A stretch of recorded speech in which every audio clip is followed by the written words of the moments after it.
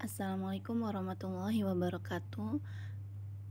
Selamat datang di channel Aka. Baik teman-teman, di sini saya akan menjelaskan terkait pendirian perseroan terbatas. Pendirian perseroan terbatas saat ini bisa dilakukan dalam satu tahap, yaitu cek nama merupakan satu kesatuan dalam alur pendirian. Jadi untuk saat ini pendirian perseroan terbatas tidak perlu memesan nama lagi ya teman-teman. Jadi bisa langsung dalam satu tahap.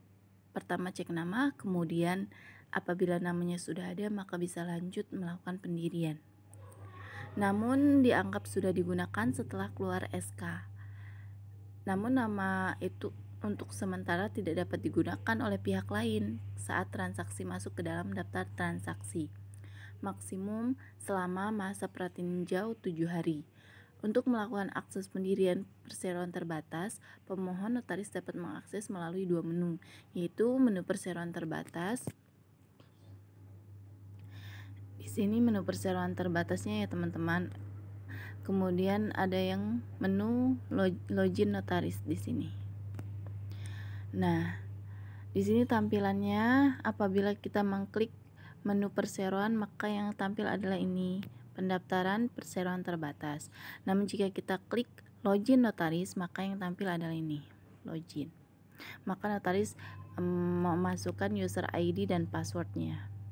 Selanjutnya setelah kita login maka di sini ada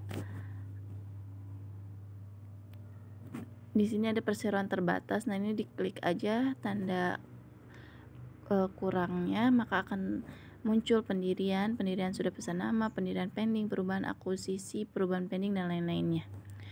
Maka di sini kita klik yang pendirian. Setelah kita klik menu pendirian maka kita diarahkan untuk pemesanan nomor voucher. Di sini kita langsung ada isian badan hukum, persetujuan pemakaian nama dan pengesahan badan hukum perseroan, kemudian total modal dasar. Nah, pemesan voucher lebih detailnya seperti ini teman-teman. Kita diminta untuk memasukkan total modal dasar. Total modal dasar ini tidak boleh salah ya teman-teman, karena tidak bisa dirubah dan itu menentukan berapa PNBP yang akan keluar nantinya yang mesti dibayarkan oleh kita. Kita masukkan modal dasarnya, selanjutnya nama pemohon, nama notaris biasanya, email pemohon sama nomor HP. Selanjutnya kita klik beli. Setelah klik beli maka akan muncul tampilan seperti ini, pemesanan nomor voucher. Nah, jika kita masukkan total modal dasar 20 juta misalnya, maka PNBP-nya Rp300.000. Kita diminta untuk melakukan checklist, selanjutnya beli. Nah, setelah beli maka akan muncul PNBP invoice seperti ini, invoice PNBP seperti ini. Nah, di sini keterangannya belum bayar, maka setelah kita punya voucher seperti ini kita mesti bayar ya teman-teman. Biasanya pembayarannya dilakukan di YAP. Mungkin YAP itu seperti mobile banking, cuma nanti lebih tepatnya kita jelaskan di video selanjutnya. Nah, selanjutnya kita mengisi form pendirian. Setelah kita bayar, kita masukkan kode pembayaran atau kode voucher, nama perseroan yang diinginkan, sama masukkan nama singkatan perseroan. Jika ada, maka kita klik cari. Setelah kita klik cari, maka akan muncul seperti ini. Jika nama masih tersedia, maka tidak ada nama yang sama ya di sini maupun di sini tidak ada nama yang mirip, dan di sini masih bisa digunakan ya teman-teman. Selanjutnya kita klik kita centang semua pernyataan ini. Apabila sudah sesuai, maka kita klik saya yakin dan lanjutkan. Setelah klik saya yakin dan lanjutkan, maka akan muncul pratinjau nama PT yang Anda pilih. Misalnya nama PT-nya apa, kemudian jika sudah sesuai maka klik lanjut. Maka akan timbul juga perhatian muncul ya teman-teman. Maksudnya, saya notaris telah menjelaskan kepada pendiri PT bahwa nama yang dipilih harus sesuai dengan peraturan perundang-undangan. Jika tidak sesuai maka pendiri PT wajib mengganti nama tersebut, atau pendaftaran badan hukum yang menggunakan nama tersebut dapat dibatalkan oleh menteri. Maka kita klik centang, kemudian lanjutkan. Nah, setelah klik lanjutkan maka akan muncul peringatan juga jika pemohon menutup website AHU maka dianggap belum melakukan permohonan dan harus mengulang permohonan dari awal. Ini jika kita belum klik sampai pratinjau ya teman-teman, maka kita klik OK. Nah, isian pendaftaran perseroan secara umum atau secara singkatnya seperti ini teman-teman. Di sini ada data perseroan.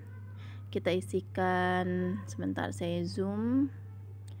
Data perseroan kita isi nama perseroan, ini yang tadi pasti akan langsung terisi.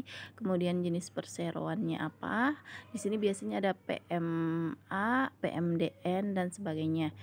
Kemudian NPWP jika sudah ada, namun jika tidak diisi maka otomatis akan ke sistem Ditjen Pajak di akhir proses pendaftaran. Kemudian jangka waktu ada yang terbatas maupun tidak terbatas, kemudian alamat, RT, provinsi, RT, RW, kemudian provinsi, kabupaten, kecamatan, kelurahan, nomor telepon, kode pos, email, tahun buku. Biasanya tahun buku itu Januari Desember.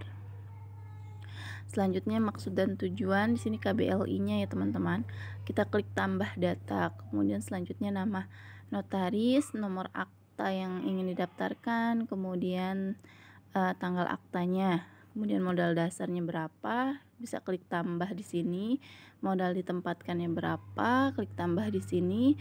Modal di store-nya bisa dalam bentuk uang maupun dalam bentuk lainnya. Kemudian bisa mengisi pengurus dan pemegang saham, bisa klik tambah di sini ya teman-teman. Selanjutnya kita isi pemilik manfaat. Biasanya kalau masih pendirian kita bisa isi pemilik manfaat di sini. Namun setelah pendirian kita akan melakukan perubahan, biasanya isi pemilik manfaat itu di websitenya BO ya, beneficial owner.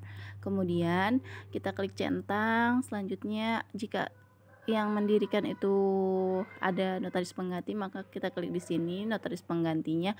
Apabila tidak ada maka tidak perlu dicentang. Kemudian dokumen yang harus diunggah itu salinan akta pendirian perseroan, dicentang dan lanjutkan. Nah, sekian secara ringkasnya untuk pendirian perseroan ya teman-teman. Untuk detailnya nanti akan dijelaskan di video selanjutnya. Terima kasih. Jangan lupa like dan subscribe, terus komennya ya teman-teman, agar channel ini terus berkembang dan bisa bermanfaat untuk banyak orang. Terima kasih. Assalamualaikum warahmatullahi wabarakatuh.